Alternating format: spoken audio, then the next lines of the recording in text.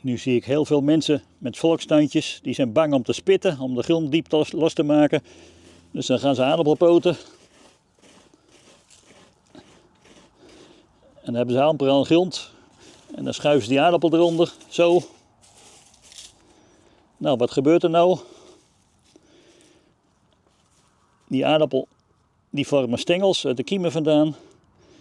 En waar komen de nieuwe aardappelen aan? Die komen uit de zijscheuten van die kiemen en er moet dan aardappel gevormd worden. Dus dat werkt gewoon niet, want dan komen die aardappels veel te hoog in de rug, de nieuwe aardappelen, en dan worden ze allemaal groen. En dan zeg ik, als je dan toch aan het prutsen bent en je wilt die grond niet goed diep losmaken, het heeft de aardappel gewoon nodig. Nou, dan zijn ze aan het poten, een paar centimeter onder de grond, met de kiemen netjes naar boven. Dan zeg ik, leg die aardappel maar op de kop met de kiemen naar beneden. Want dan heeft die stengel langer werk om boven te komen en heeft hij meer ruimte om nieuwe knollen te vormen. Je kan aan de kiem de aanleg al zien, die witte puntjes die er onderaan zitten. Dat zijn het beginaanleg van de wortels. En die kleine dwarsstengeltjes die er iets hoger aan zitten, met een klein haakje eraan, dat wordt de stallone. De stengeldelen waar uiteindelijk aan het eind de aardappelen aankomen, de nieuwe aardappelen. Maar eens even wat aardappelpoten. Eerst de grond mooi losmaken.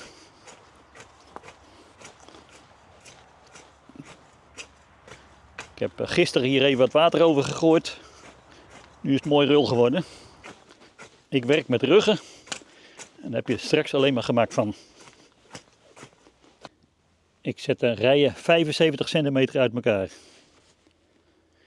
In het verleden en op tuintjes wordt het ook wel op 60 gedaan. Maar dan wordt het best moeilijk om een mooie rug op te bouwen.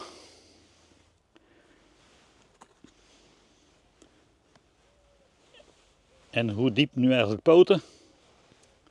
Als je ruggen maakt, moet de bovenkant van de aardappel ongeveer gelijk liggen met de bovenkant van de grond. Dus zo een beetje op deze manier.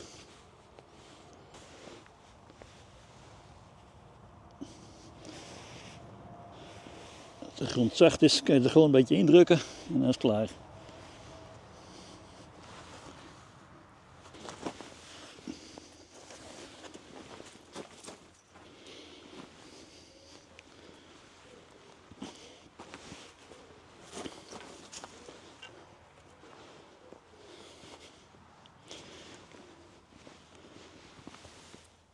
Ik zet ze ongeveer op 30 centimeter.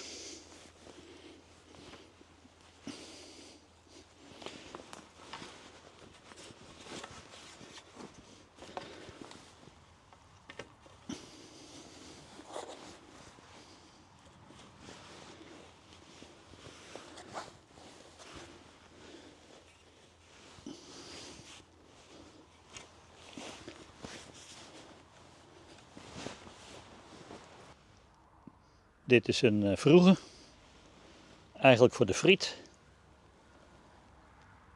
Maar dat betekent ook mooi droge stofgehalte. En dat betekent ook op tijd smaak. Dus vandaar dat ik die hier gewoon neerzet voor consumptie. Ook nog even een rijtje reza neerzetten.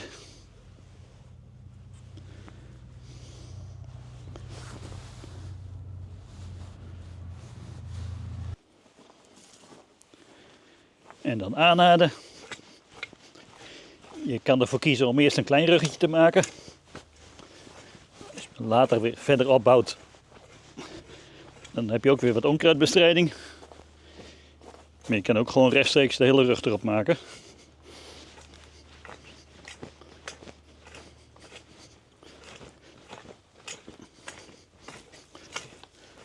Wat groei betreft maakt het niet zoveel uit of je meteen die rug opbouwt of later.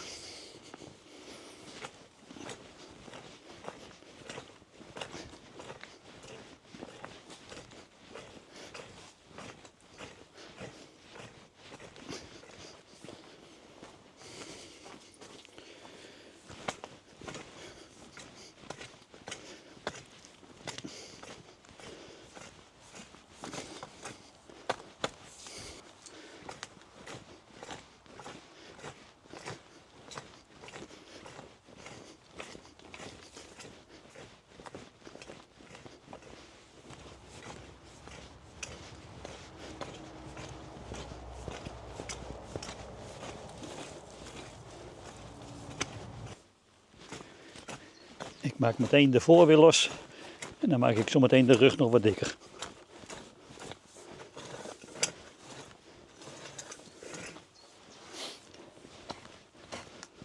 Sommigen noemen dit dan zwaar werk. En dan telen ze in potten.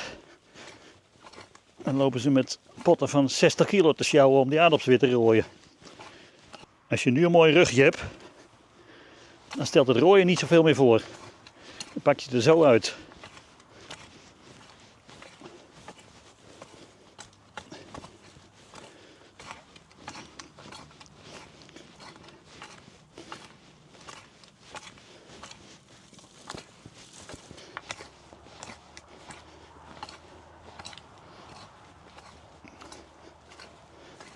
Ik kan overwegen om ze bovenop een beetje plat te drukken.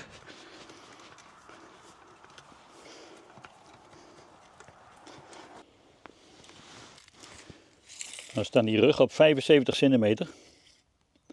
En in de praktijk is het een beetje de bedoeling, als de rug opgebouwd is, dat die van hart tot hart in het voortje ongeveer 90 centimeter wordt. Nou, dat is best netjes voor een amateur. Dan is er voldoende ruimte om in iedere meter 8 kilo aardappels te laten groeien. En hoe diep zitten ze nou eigenlijk?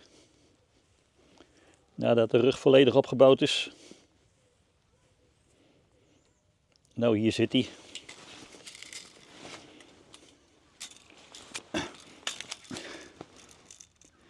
Er zit ongeveer 14 centimeter grond op de aardappel.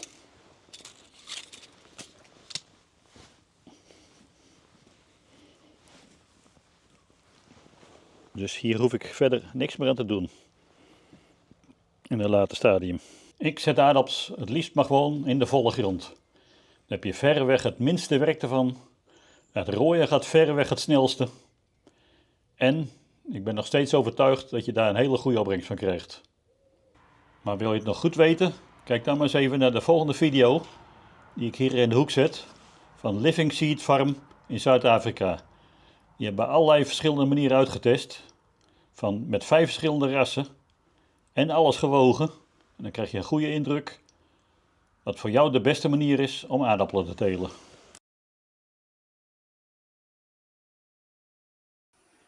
Bedankt voor het kijken.